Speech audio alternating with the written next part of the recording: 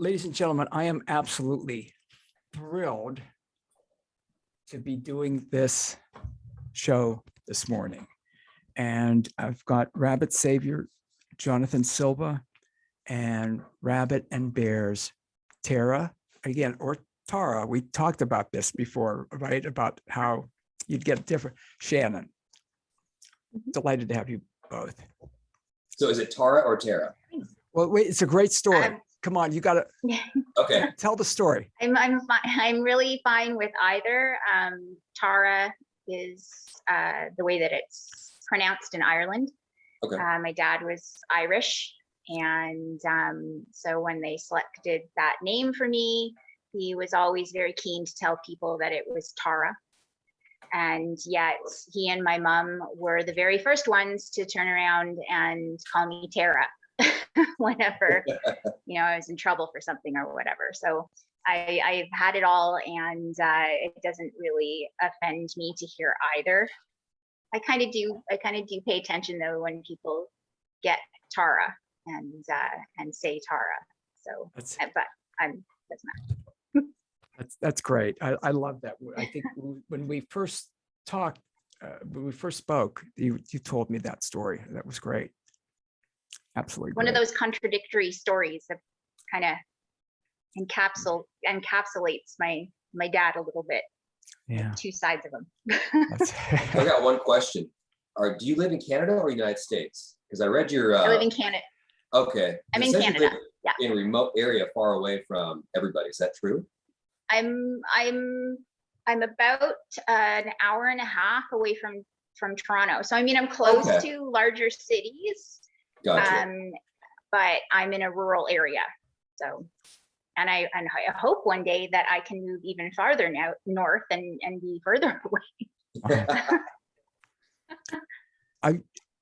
Tara, if you would talk a little bit about, again, we've talked about this before, about your story, if you will. Yes. And some of the difficulties that you faced. I just actually had an anniversary, and it kind of slipped by a little quietly this year. Maybe that's a good thing. But on July 4th, it was the 10-year anniversary when I had surgery to remove my thyroid. So that was July 4th, 2012. And so that was kind of like at the center of a very, and I'm sorry, you're probably going to hear my dogs here drinking water and they might act up. But from about 2009 until about 2014, maybe even longer if you count the time it took me to get myself righted again. I miscarried. My marriage ended. Both my parents passed away. My mom had Hodgkin's lymphoma, and it went away, and it came back again. And it had just my dad passed in 2011. And I switched jobs that moment and so my dad passed. I made a job change, which was not the right choice, but anyways, and just after that, my mom was re-diagnosed with the Hodgkin's lymphoma. Had come back, and then I found out that I had thyroid cancer. I began that journey in the fall of 2011. And unfortunately, with the place that I worked at the time, the place I worked prior was wonderful, but I made this job change and it was not wonderful. And I was this new person, and all of a sudden, immediately I needed time off to go to appointments for myself and tests and for my mom and tests and everything that she needed. And it did not go over well. So by the time the fall of 2012 came around, I found myself without a job. They terminated my contract while I was on medical leave. And so it was just, everything was falling apart. And but I just kept going, because I didn't, what else do you do? And Yeah. I wasn't really so much thinking about me as much as I was like, I need to be here for my mom. She doesn't have my dad anymore. She was living in her home alone, and all of, her health was drastically changing. And then I was without a job. So it was really scary, but at the same time, I didn't have time to think about it. So I just kept kind of motoring ahead. And so January of 2013, I had the treatment for the thyroid cancer that I had. And then April 2013, my mom passed away. And then it was time to, settle the estate and do all of those things. And then when that was done, I just sort of sat there, and I didn't know what to do with myself. I didn't know who I was anymore. I mean, that was such a lot of change, and I didn't even look at it that way at the time. I took a therapist around that same time, after I sort of explained everything to him. He said, that's a lot for one person. That's a in lot. a very short amount of time. Yeah. And I hadn't been letting myself see that, because I have two sisters, and we're estranged. As unfortunately, deaths in families of parents sometimes bring out the bad side. What is it? Yeah. I understand that. Bring out the bad. 100%. And so it's a sad situation. They blamed me for, unfortunately, for a lot of things, but that goes into, part of our relationship and upbringing that don't need to necessarily talk about right now. But so that happened, and they were sympathetic, but also not at the same time. And that support not being there, it hurt. It continues to hurt, and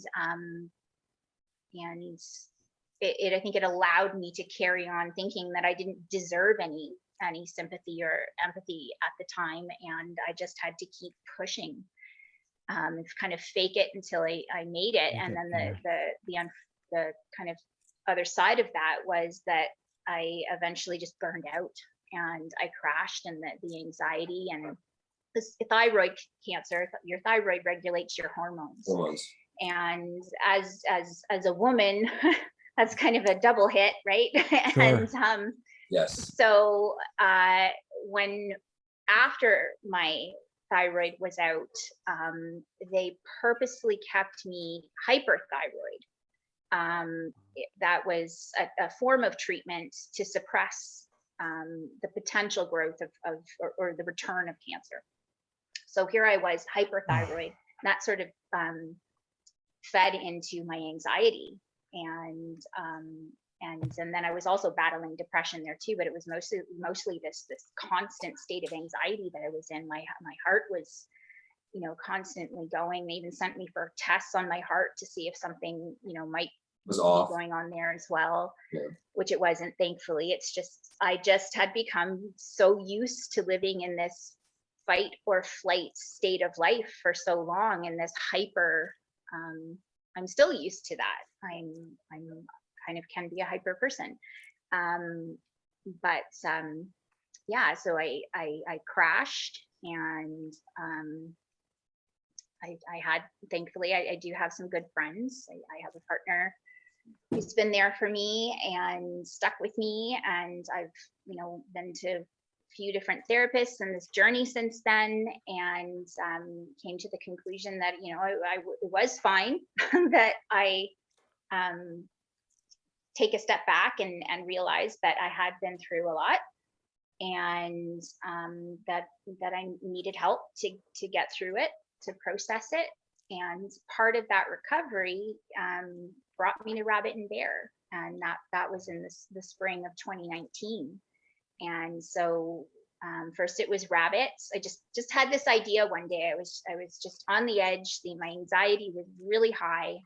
I still wasn't working at that point. I was doing odd jobs. and it was getting to that crunch point. It's like I had to do something. I had to figure something out to start earning some money, get back to work. And I was terrified. And so I just, in that one moment, I thought, okay, well, I'm not going to get a job at this very second, but I do need to calm down in this very second. And it just sort of came into my head that I would sit down and draw, because that was something as a child I remember calming me down. Writing has always been there for me. I've always used that as a way to process my thoughts and feelings. So I thought, what if I can kind of join the two together? So I sat down and I've had pet rabbits in the past. I didn't at that time. So I flipped open Pinterest and I was looking at photographs of rabbits, and I started to draw and write, and that was the start of it. And rabbit at that point talked to different animals and flowers and butterflies and things like that. And then bear came along, and then it was March 2020 when one of those images with bear talking about, it was about anxiety essentially, and how rabbit just didn't need bear to fix anything. They just needed bear to be there with them. Beautiful. And that kind of spoke to a lot of people. March 2020, I wonder why. And lo and behold, I didn't even know, because somebody stole it from my, unfortunately stole it from my social media account and cropped my name out of it. But before I went to bed one night in March 2020, I'm like, hey, I'm scrolling through Facebook. I'm like, that's my drawing. Wow. And I just kept chasing it at that point. Like, and since then, it's still making the rounds. But yeah, it went viral, and how I got here. That's so amazing. So why the bear? So what made you choose the bear? At the time, none of it made any sense to me. I just thought I can draw a rabbit. I can draw these, cute bears. And somebody earlier asked me that too, like, well, what's the significance behind the rabbit and the bear? And then I thought about it, and like bear has been my nickname since I was a child. Oh wow. Okay. I couldn't, and that kind of goes back to my Tara thing. When I was a child, I couldn't pronounce the T in my name. And because my parents, my dad or whoever would fluctuate between calling me Tara or Tara, Bear or Bera, I guess, would come out, and that stuck. And I still have a few family members that call me Bear or the Bear to this day. And then as far as the rabbit, when I miscarried in 2009, a toy rabbit, stuffed rabbit, was the only gift I had received during that pregnancy, and so I still have it. And so when I look at rabbit and bear, I can see that relationship between potentially being myself, and the child I lost. But then I also see it as being the younger rabbit being the younger version of me. Yeah, that's what I thought. Bear being my parents, grandparents, all the people that I've lost from my life, and kind of me talking to them, talking through all of the things that happened to me, and I didn't have them there to lean on, because that has been hard. And then the same goes kind of, I think that's how they translate to other people so well too, because I don't define them as anything other than rabbit and bear, and they, them, which for some people can be controversial. They're not a she, they're not a he, they're they and them. And then so everybody can see themselves in rabbit, I love bear. I do too. So that's the reason. There's a few. Do you only have 2 books right now? Yes. Okay, cool. I'd love to have more. I'm hopeful, but I do have a publisher. I have a lovely publisher, Winter Tickle Press. Heather Down is the publisher there. But Rabbit and Bear has grown so much. I've had requests for translations and Wow. printing and publishing in other countries. And being a small press, it's been a lot for Heather to navigate. And so we kind of started to think, well, maybe there's a larger publisher that could take us on. And so far that hasn't happened, but an agent did find me, and she's been working very hard and to try and find a publisher. But unfortunately, a lot of the big publishers don't know what to do with me, especially in, they're like, are you for kids? Are you for adults? Charlie Mackesy already exists, James Norbury. Your doggy. Your doggy wants some attention. Yes. Really wants some attention. What kind of dogs do you have? The mail is here.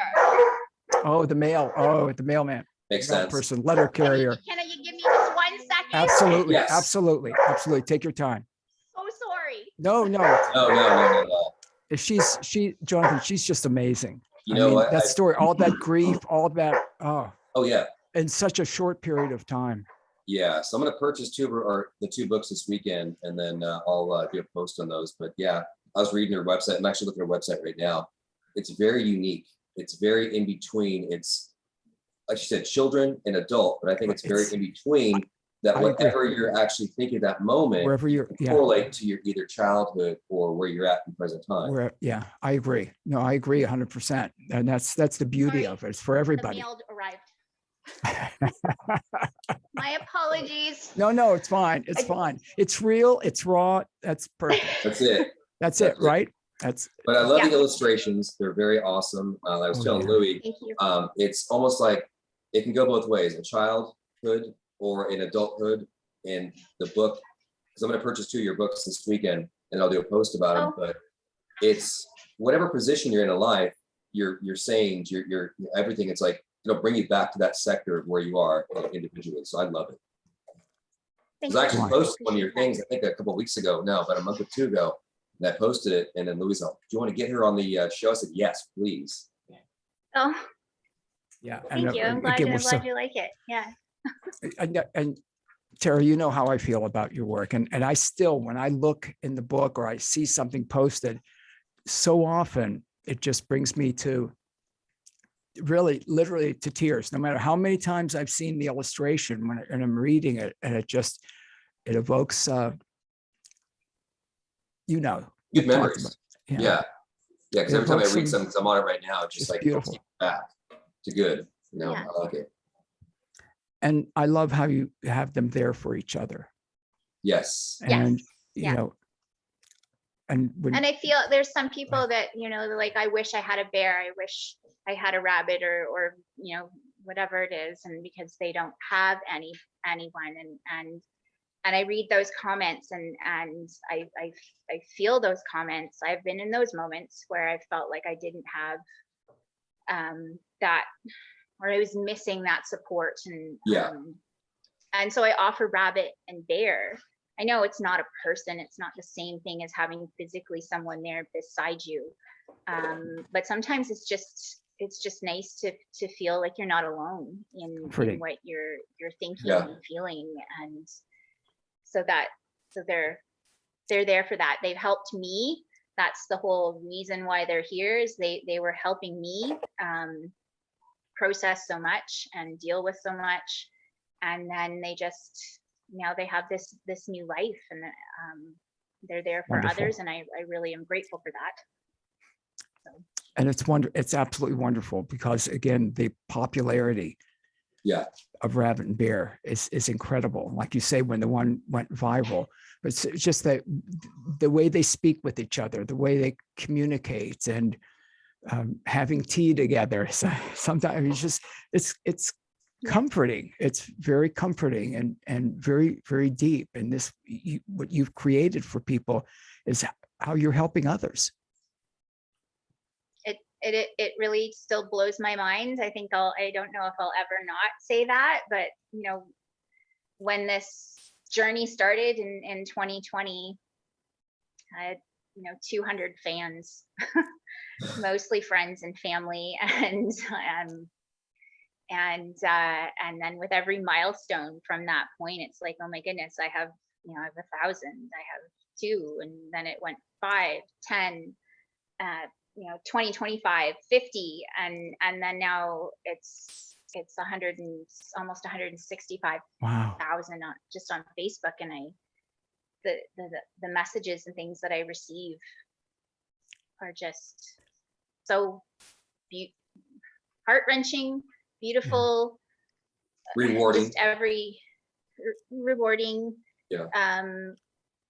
Yeah, it's amazing, and I'm very grateful and happy that Rabbit and Bear can be there Yeah. for so many people. Yeah. Now, do you have a third book in the process by chance, or no? Are you kind of? I have put something together that the agent has been sort of kind of shopping around to see if there's another publisher out there in the world that might be interested in taking that on. So far, no bites, because again, they don't know what to do with me. Yeah, that's odd. I'm sorry, Tara, but that's odd to me. I mean, with how things go viral and how many people on Facebook, etc. I don't know. I don't understand. I don't understand that with the popularity. I don't know either. There's some people, obviously I have fans, but there are still some people out there that get quite upset with me, saying that I'm plagiarizing or copying Charlie Mackesy, who is the artist for The Boy, the Horse, the Fox, and the Mole, which is a beautiful book. But that's not what I'm doing. No, not at all. Style, I have mine. Same with A.A. Milne and Winnie the Pooh. I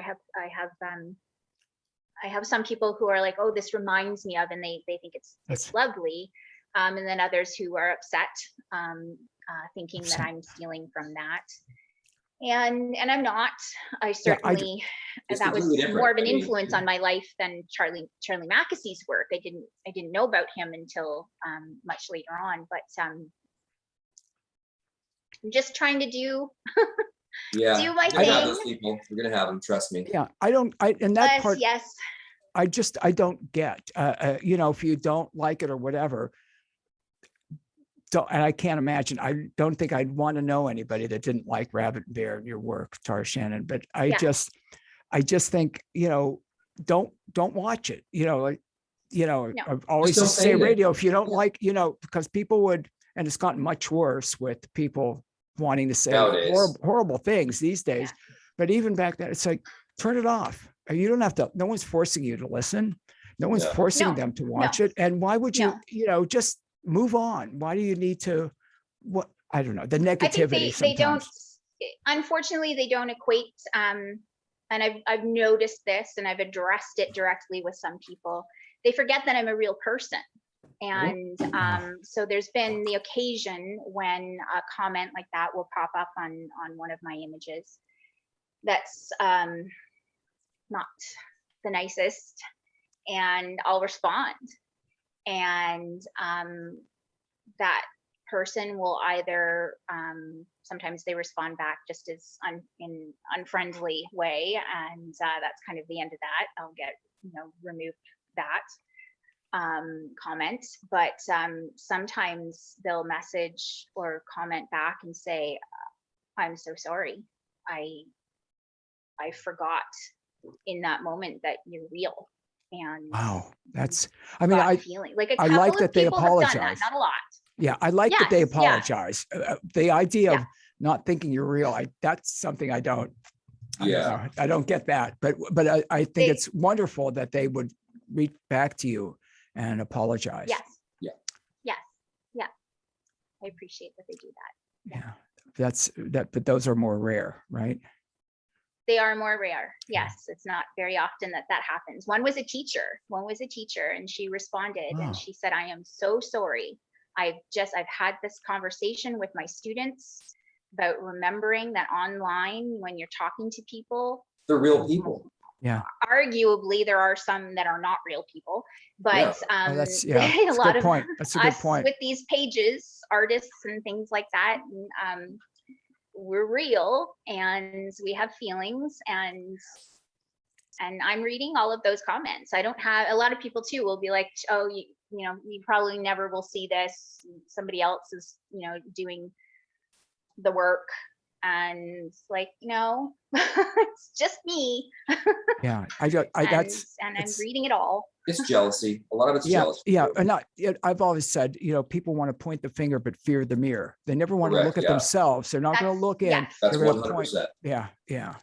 And I do that's- see it that way. I see a lot of it as being projection, and Yeah. and I just don't respond. I just yeah, don't. good. It's not worth it nowadays. No, no, no. You don't Yeah. want to They get into a don't dialogue. respond. They like it because they want to argue back with you. So Yes. it's yes, just like, yeah. you know what? Keep your keyboard, keep your bottle of wine, and just look the other way. You know, because it's funny Yeah, yeah. because, you know, it's amazing how many people stay on social media all day long just to either fight, Attack. Yeah. Yeah. attack, Fight. respond to comments, and give their 2 cents that mean nothing. You know, Yeah. no, you know, issue to that, but you know, it's great they give their 2 cents, but when they go too far is when it's like, come on, you know, Yeah. that makes That's- me. And upset. it's changed so much. So I Oh, it said this has. before, but I remember again my early radio days that I spell with a Z. There were people. I had a caller once that called in and called me names and things like, why don't you get out of town? I still remember. How dare you call the president, the first lady, a couple of jerks in Washington, you long-haired, dope-using, maggot-infested, yellow-bellied coward. Why don't you get out of town? I still remember. I've played it as a promo on the show for decades now. And it was just, and he hung up, by the way, called me a coward, then he hung up. He didn't want to engage in dialogue, but they have gotten some, those were rare back then. Now Yes. the Now it's like almost emails, every day. But I the think people feel emails good I about get, themselves when they do that. yeah, That's the thing. They But it's just you know, got to be a momentary fix. Yeah. That's why they keep doing it, because it's like, oh, I feel, you know, oh, I got to do it again because I'm losing that. yeah, but But what is, you know, yes. what is that though? I mean, how could you get a buzz from criticizing someone or posting something nasty? I don't get that. I don't want to get I'll that. keep my I mouth don't, shut. I don't. no, please, Jonathan. One day I'll unleash. It'll be the right time. But no, I just don't understand people nowadays because it's like they like to lash out or cyberbully because they have an issue with themselves. It stems Sure. from, you know, Yeah. themselves, bottom line. Sure. You know, I can fight this argument all day long and I will. But Yeah. it's the people that, you know, I'm just gonna go ahead and say it, the people that have no life, that they are jealous of everything else that's out there. They're not doing anything with their life and they're just picking their battles just to feel better about themselves. Yeah, I And get even that. for me too, you know, what I'm doing with Rabbit Savior, I have nothing but great comments, but I can see a change in people when I talk to them because it's like, wow, he really is taking this, you know, as far as he can. It's jealousy because they want to do it. I used to get people that, you know, email me, oh, you know what, you stole my idea. Oh, Well, I think everybody has ideas, but yeah. when you You actually stole bring my it to idea. fruition Well, why and didn't do you it, do it? Why didn't they do it? yeah. Right. Yeah. So that's what I got from, you know, the get-go. And I'm like, you know what, whatever, you know, I don't care. But, you know, that's to go back to you. It's what you're doing is amazing. And if people can't see that and see the heart that is on this website that I'm looking at right now, how could you even Yeah. say I think things like that? it's the same. It's what you're saying. I see that too, and that's sort of where a lot of my more recent works, I guess, are taking me, in that direction of trauma and healing from that. Mhm. And a lot of people find that intimidating. Self-work, to actually look at yourself, Yeah. No. is hugely intimidating. And It is. I remember when I was younger, I would just sort of, I didn't kind of get it when I would look at some other, you know, friends or people in my family that maybe weren't dealing with things I thought they could deal with in a different way. And then I taught yoga very briefly, in 2016, as I was kind of making my way out of what I had been going through. And I remember when I would teach those classes and some, you know, new people would come along to join the class, I could almost tell right away who was going to make it and who would return and who wouldn't even make it through the first 5 minutes of the class, because they couldn't sit in silence. They couldn't sit with themselves. Yeah, And that's interesting. yeah. Wow. And so that I noticed that was very remarkable. And and then as I started to work more on my like inside my brain is a loud place. I have a very visual brain. Same. Yes, same. That comes across through Rabbit and Bear, obviously, in my writing, but that all goes on simultaneously in my head all the time. Like I'm talking to you guys, meanwhile I can visualizations are happening in my brain and an inner monologue and all of these things. But I'm quite happy to sit quietly. I love getting up in the morning very early and just sitting with nothing, no television, no other noise except nature and my thoughts. And sometimes I'll follow those thoughts through whatever, happy or not happy place they're going to take me somewhere, because it's in those dark places that it's going to sound corny, but that's where you find the breakthroughs. That's where you find the lights. You find yourself and you find that comfort because you can sit with that. And you're like, all right, why is this bugging me? What can we do about it? What can you do about it? Yeah. That's the difference. Carry on. Some people can't do that. And or they won't. And they may never be able to do that. Yeah. So that's I find myself writing a lot more about that with Rabbit and Bear, because I see how that unhealed trauma affected my life. So it wasn't just that moment in time where I had all those things go wrong. I had a whole life. I was 35 at that point. Like I had a whole life before that of things that were going on and people in my life and that affected created the person that I was and the choices that I was making leading up to then. That moment in time where everything just sort of compounded and went, that just opened it up and forced me. That was my turning point. It's like, you're going to either deal with this and do something different, drastically different, or you're just going to keep going in the same dysfunctional cycle until you choose to or don't. Yeah, what I've always said is you deal with it, whatever it is, or it will deal with you. Yeah.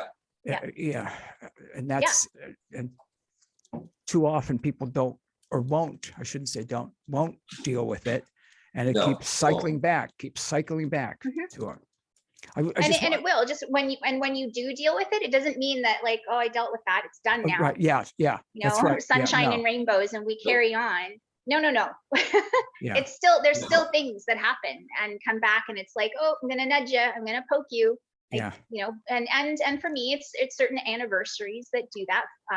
Sure. My birthdays and anniversaries of different things can sometimes poke at me and then I'll think back on something and I'm like, okay, I'll just sit with it for a second, let it exist there for a moment, think about why it's doing that, and then carry on or or write something or go back to therapy for a little bit, but it's an ongoing process. It's never ending. Never. And that's not a bad thing. Maybe that sounds like it's monotonous and awful, but it's no, but I don't mean it to sound that way. It's growth instead of stagnating. I feel, I mean, again, you deal with it or it'll deal with you. You've got to, people fear the mirror. You've got to. I had a profound experience 35 years ago, maybe, when I was this will tell you how long ago it was. I had my Sony Walkman cassette player, headsets on, was getting ready to go for my daily run. And as I do, I talk to myself and answer, because again, then who's listening? If right? And I would Yeah. remember saying something. I caught my eyes in the mirror and I said to the mirror, to myself, you can tell that to somebody else, but you can't tell that to me. It was inaccurate. And I ended up like in a puddle, sobbing on the floor as I was doing this, talking. And but it was so healing. Obviously, it was Yeah. difficult time, but it was so for me. And I'll never. That was such maybe 40 years ago. I don't know. Yeah, probably. It was so powerful for me. And I just think, again, it doesn't mean things go away, but you're working on them and you're clearly communicating. Well, in that case, I was communicating with myself, but you're doing something. Oh, and it that's was fair. really If you're important. Yeah, communicating with yourself and was you're very comfortable important. with yourself, then that's your base is you. That's it. Yeah, it's real, and it's real. I want to say TaraShannonWrites.com, TaraShannonWrites.com, and RabbitSavior.com. Yeah. Jonathan Silva, Rabbit Savior, and all the crew that you've amassed, my friend. Yes. So if you don't mind, I'd love to post about your stuff, if that's okay, on social media. Yeah, Okay. Awesome. definitely. Cool. The popularity, again, I'm kind of repeating, but the popularity kind of astounded you. First going viral, and then people always wanting more. It's got to come from within, right? You can't just do it because people want you to do it. It comes from, Gotta come with No, fear, I get the heart. yeah. I get asked a lot, do I do custom rabbit and bears? Can I write something about Oh, such wow. and such, or take more of a stand on something? And first, I don't do customs because it has to be something I've experienced, because if it's Yeah. not something I have Yeah. experienced or How can can make you- a connection to, I will still think about whatever somebody messages me about, and try to make that connection so that it is honest, it's real. Because if I'm just forcing it and making it up, then it doesn't have that, it's not genuine. So I can't just do No. custom rabbit and bear. And then as far as taking a stand, I have my way about doing that. And I try to be subtle in my communications through rabbit and bear, and people might pick up on it and they might not. And so that's that. Yeah. I do the beautiful, best though. I can with what I've got, and to continue to represent rabbit and bear. And it's not all rabbit and bear that I post about, and that I think that upsets some people too sometimes when I Oh. post something that isn't rabbit and bear, that's just a standalone poem or something, or different writing that I do. And it's like I do more than just the rabbit and bear. I do try and tie them together as much as possible, But again, I know. it's got to come from within. Yeah. You can't It just has to come create from for, within. yeah. I love that. I love that. Yeah. And again, I Great try to work. simplify things for myself. That's where it starts. Like, so sometimes there are these feelings that I've had over the years, and things that have happened to me, and they've been big feelings, and I don't have the words to describe them, maybe in the moment. And so then I try to boil them down to that essence. And then I think in that essence, and the simplicity, which some people mistake as being for children, and there's a lot of people that do use rabbit and bear for children. I have a lot of teachers and parents and grandparents and therapists that have reached out to me and said that they do use rabbit and bear with the children, and they read them to them, and they both get something out of it. Yeah. And I think that's the thing, is like they appear simple, but there's kind of level nuance Yeah, to Yeah. them. for everybody. I understand that, therapists and for children. I also understand it for old people like me. Yeah. And how, well, it's a reality, and how it impacted me. And still, like I say, I'll still tear up. Sometimes big smile, sometimes just touches me. To this day, the kind of the most surprising message I received about Rabbit and Bear and where they've gone was a therapist working in a men's maximum security prison. Wow. And they use Rabbit and Bear in their trauma work and healing.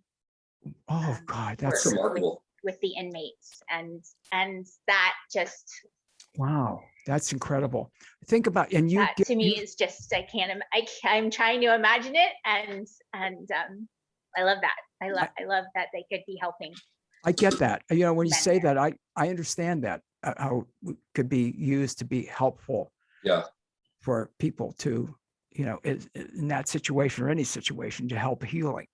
And you've, Tara Shannon, have gifted it to the world and continue to. Yes, I love it. Let's Amazing work. Amazing. I just love it. So I'll purchase those books this weekend on Amazon, correct? I'm looking at it right now. Yeah. Yep. Yeah. Okay. Yeah. On Amazon. Yeah. Availability is, yeah. As you were just saying, Jonathan, and a little bit more about your website, Tara. Mine? Yes. Tara Shannon writes. It's kind of I've been working on it a little bit. But so it's tarashannonwrites.com, and there you can read a little bit more about me. I do have a few blog posts there. I should write some new ones maybe. And then I have a quick links page where you can find out more about the books, where to buy them, which in most places around the world it's Amazon, amazon.com, .ca, .co.uk. The only place I've really found that it's difficult to get Rabbit and Bear is the Philippines and South Africa. Wow. But some people are finding a way to still get it. And there's been some people in Australia that have said that they've had difficulty getting the book, but it is available on Amazon in Australia and a couple of other websites. That's wonderful. If you have a favorite bookstore, wherever you are in the world, you should be able to go in and ask them to order it in for you, either book. So Rabbit and Bear Make a Wish was my first book. Yeah, and then Rabbit and Bear Return with Delight is my second book. And you can kind of see, I enjoy it because you can kind of see my journey of, because I'm not an artist. I've always liked to draw and, you know, that sort of thing. You're an artist. Yes, you are. You're an artist. You are, Tara. Yes. You are an amazing artist. Jonathan, can you give us a quick update on Rabbit Savior? Yeah, Rabbit Savior, we're actually doing the directory right now. So we should have that hopefully done in about, I want to say, a month or two. So where people can actually go on, it'll be a live directory, update it all the time. So if you don't know where a vet is or emergency vet, you can go on there, locate everything. The bunny chat coexists with that. So you can go online, talk to us, we can walk you through how to do it, find somebody. So we're trying to do little innovation things to really, you know, accentuate the bunny community. I've got to say, this has been such a joy, and I'm so glad that you agreed, Tara, to come on and do this with Jonathan and I. It's beautiful, and thank you for having me. You've impacted the world. You know that. You know that. Yes, you have. And continue to. And it's and again, revealing a lot about yourself and coming out of pain. Yeah. Terrible pain. So it's tarashannonwrites.com and rabbitsavior.com. I've loved this. Thank you both. Awesome. Thank you both, guys. Thank you. Bye. Nice to meet you, Jonathan. You too. He is wonderful. He is absolutely wonderful. Thank you so much, Louis. Thank you. Bye, guys. Have a